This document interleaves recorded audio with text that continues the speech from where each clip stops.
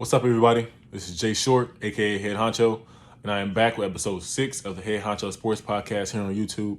In this episode, we're going to be talking about what happened last night between Detroit and LA. Isaiah Stewart went after LeBron. They had a little altercation, a little scuffle. The benches cleared. Everyone was on the court. Coaches were holding players back, stuff like that. We're going to be talking about that. LA ended up winning that game 121-116 with a huge comeback. So we're going to be highlighting those plays and highlighting Anthony Davis because he had a big game, highlighting Russell Westbrook, he had a big game. We're going to be talking about that. After that, we're going to be talking about Phoenix. 12 straight wins for Phoenix. They're looking to continue to build on that and be one of the top teams in the West once again, just as they did last year. So, first, Detroit, LA. That game was crazy. Detroit really controlled the game all the way up until the fourth quarter, really after the scuffle really between Isaiah Stewart and LeBron. And LeBron really didn't do much in that game just because, he's coming off an abdominal strain, coming off an injury. His minutes are still limited. But Anthony Davis picked up the slack. He had 30 points, 10 rebounds. Russell Westbrook, 26 points, 10 assists. Carmelo Anthony had 18 points off the bench. They played a great game. Okay game. And they picked it up in the fourth quarter. That's what really scares me about the Lakers. They turn it on and turn it off when they want to. And I believe that good teams don't really do that. Good teams don't turn it on and turn it off. They play with energy and effort the entire game.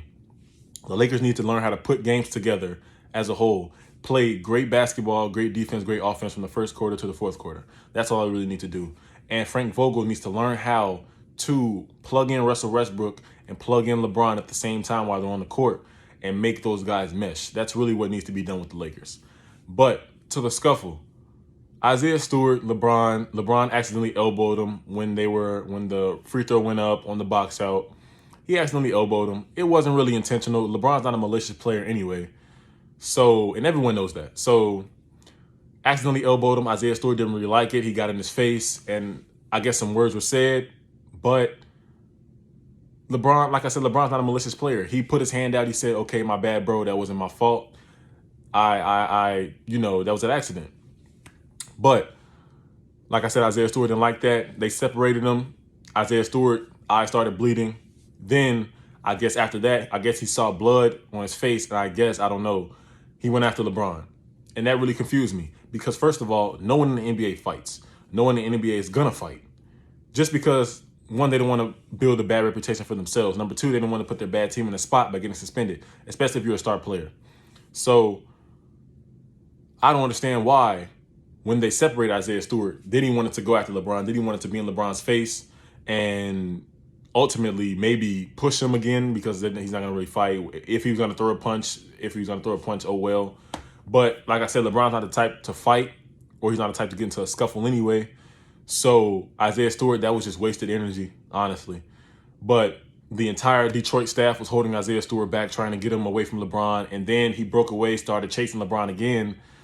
And it was just nonsense. It was actual nonsense. Isaiah Stewart, he wasn't really known as a high-tempered guy.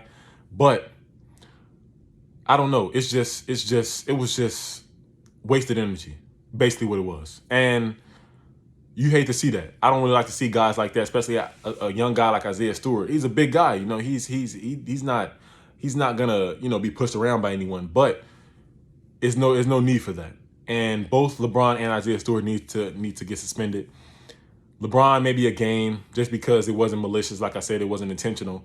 And Isaiah Stewart maybe 2 games because all of that after the fact, all of that, breaking away from players, breaking away from coaches, knocking coaches down.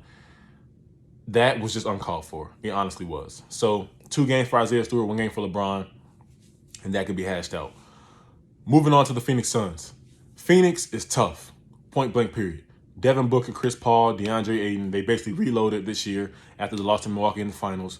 They're ready to get back to it. They're ready to get back to the Western Conference Championship and back to the finals.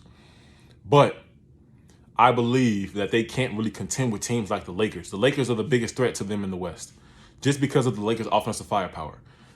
Carmelo, LeBron, Taylor Horton-Tucker, Russell Westbrook, Anthony Davis. It's crazy. They have a lot of offense. And defensively, the Lakers they can turn it up defensively, but their defense is not really their calling card. Their offensive talent, their offensive firepower, that's what they really rely on. And because they're older guys, That's the reason why they rely on offense so much. And defense is basically effort. Defense is really effort. That's all it really is. Older guys tend to not really play defense like that because, like I said, it's effort, it's energy.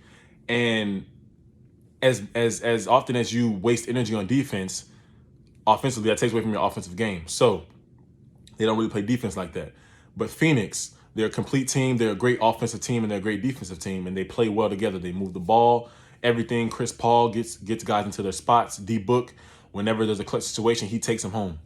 So Phoenix just needs to put all that together in the playoffs. That's all I really need to do.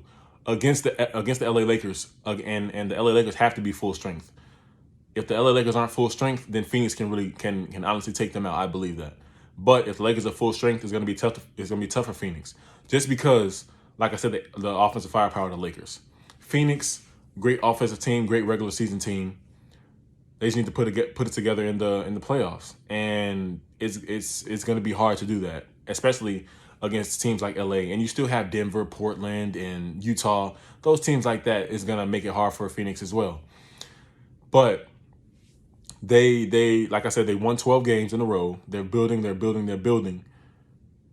This really, I wouldn't say it doesn't matter, but Phoenix knows where they want to get back to. They want to get back to the finals ultimately, and that's the end goal. So we're going to see how Phoenix plays, and hopefully they continue to build. Hopefully they can contend with the Lakers in the playoffs, and I can't wait to see what the future holds for both of them teams, for LA and for Phoenix. So with that being said, this is the end of Head Honcho Sports Podcast, episode 6. Like, comment, subscribe, turn on those post notifications, and I will see you guys in episode 7.